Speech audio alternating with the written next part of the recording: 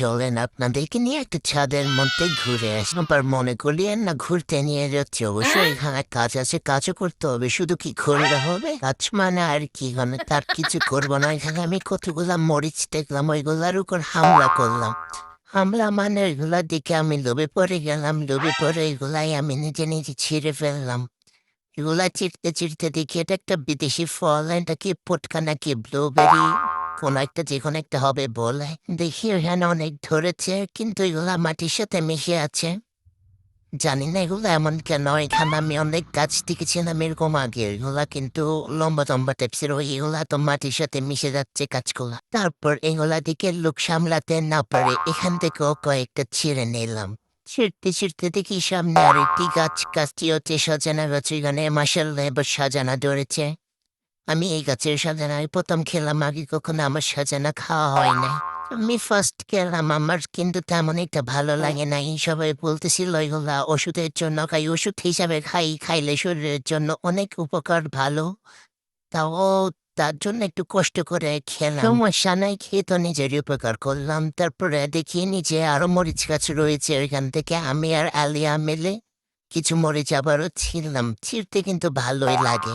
আমি চিন্তা করতেছি আর ভাবতেছি, যারা রোপণ করেছে, তারপর মাটি দিয়েছে, পানি দিয়েছে, তারপর কি আরো পাশ টাশ দিয়েছে, ওরা অনেক কষ্ট করে বড় করে মরিচগুলাকে যত্ন করে রেখেছিল। বাট এখন আমি গিয়ে সুন্দর করে ছিঁড়ে নিয়ে আসলাম, ওটা যত্ন করলো আর আমি শুকে শুকে ছিঁড়লাম। আহা কত সুখ। অন্যদিকে দেখতে গিয়ে দেখলাম বাঁধাকপি গাছ আছে, ছোট ছোট দুইটা বাঁধাকপিও রয়েছে। এর পাশে রয়েছে ফুলকপি গাছ, ফুলকপিও ধরেছে, কিন্তু এগুলা ঠিক টাইমে না ছেড়ার কারণে এগুলা নষ্ট হয়ে গেছে। ওইখানে কিন্তু মরিচ গাছ অনেক বেশি, আর এগুলা দেখে তো আমি লোভই সামলাইতে পারতেছে না। আমি গিয়ে যা মরিচ পাইছি, যতটা গাছ ছিল সব মরিচ গাছ থেকে একদমই মরিচ যা পারছি আমি একদম ছোট বড় সব ছেড়ে ছেড়ে নিয়ে নিয়েছি। অন্য পাশে আলু আর টমেটো ছিঁড়তেছিলাম, বলতেছি ছিঁড়ো, তুমিও যা পারো তা ছিঁড়ে নাও।